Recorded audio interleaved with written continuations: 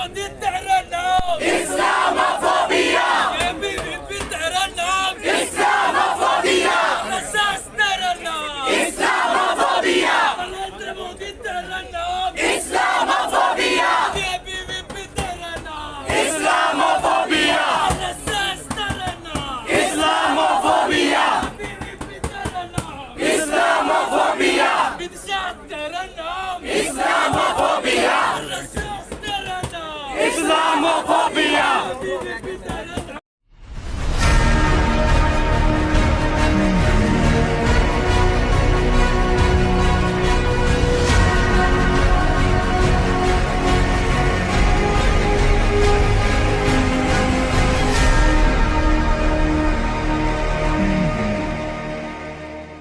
Down RSS! Down RSS! Down BJP!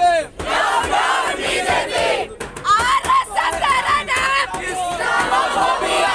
ABVP तेरा नाम Islamophobia! BJP तेरा नाम इस्लामोफोबिया! Down RSS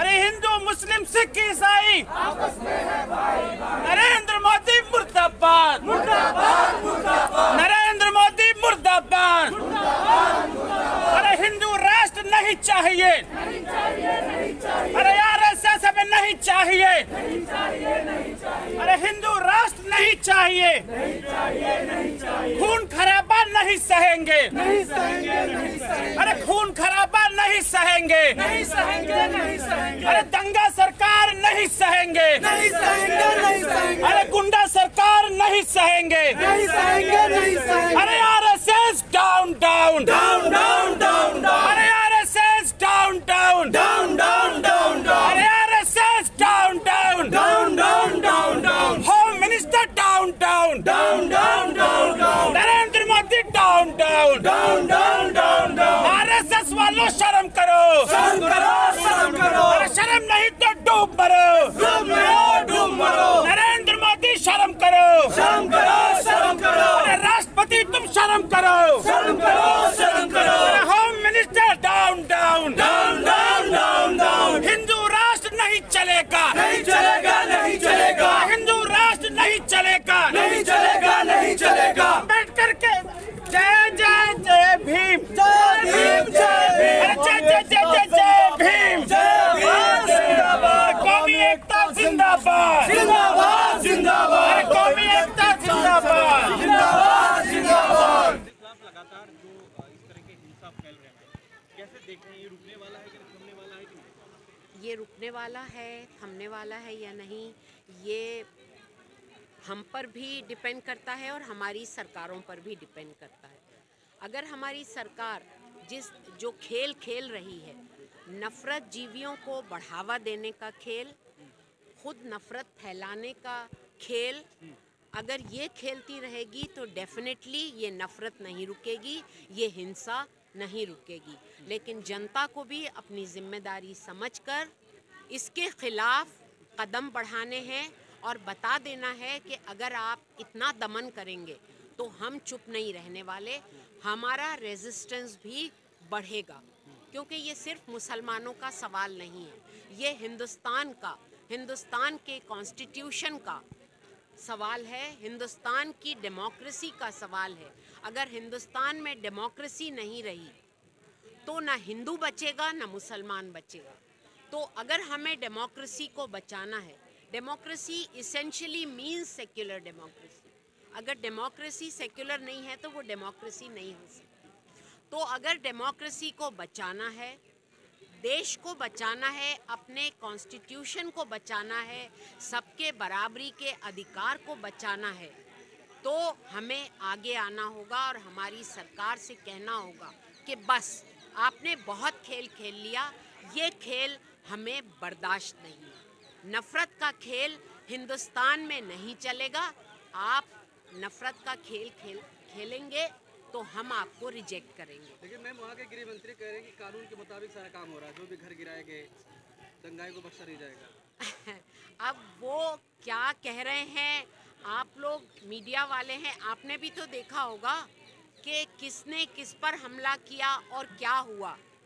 तो अगर वो इस तरह झूठ बोलते रहेंगे और झूठ बोल करके देखिए, अगर वो झूठ बोल करके ये कहते रहेंगे कि दंगाई वो हैं, यहाँ दिल्ली में भी तो यही कहा था। इस बात से नकारा भी नहीं जा सकता कि पत्थर नहीं फेंका जाता, इस बात से आप नकार पत्थर कब फेंके उन्होंने, ये बताइए।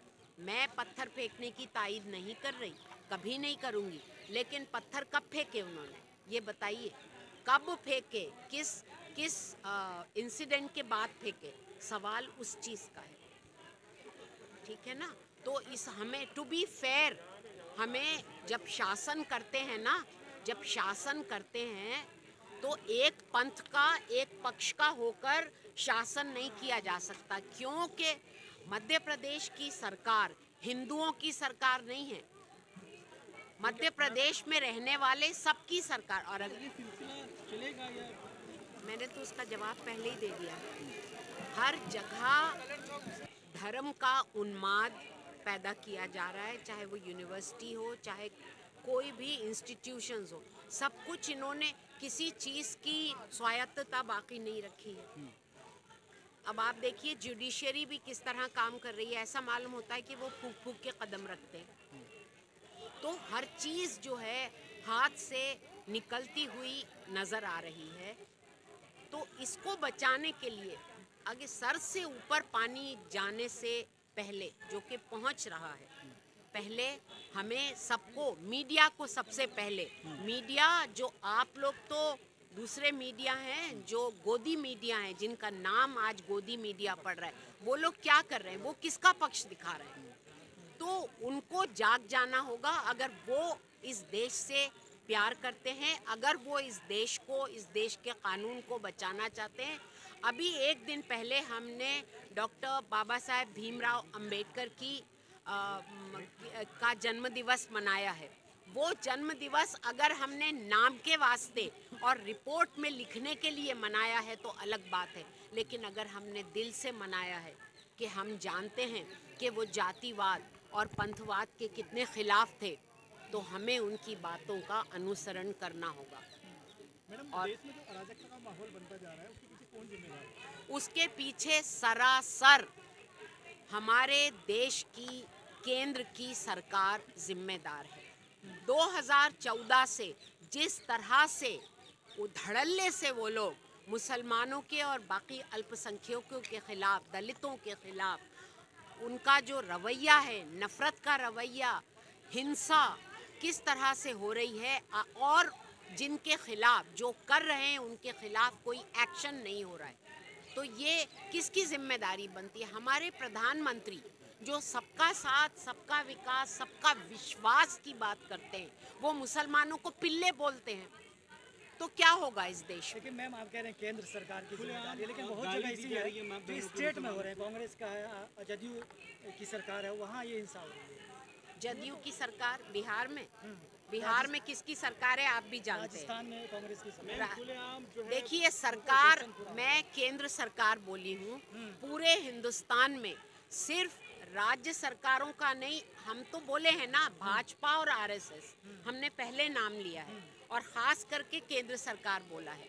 अगर कांग्रेस के राज में हो रहा है तो हम उनको सपोर्ट नहीं दे रहे हैं कि हाँ भाई कांग्रेस के राज में है इसलिए वो नफ़रत नहीं है, गुलाब के फूल हैं, हम ये बात नहीं बोल रहे हैं। जहाँ भी हो रहा है वो निंदनीय है।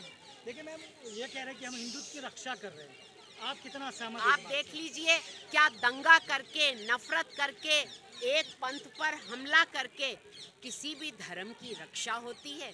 ये कौन सी डिक्शनरी में लिखा है, कौन से कानून में लिखा है, कौन से धर्म में लिखा है? रामनवमी मनाई मस्जिदों को जलाकर, क्या राम की स्तुति मस्जिद जलाकर की जाती है या राम जी की आरती उतारकर की जाती है?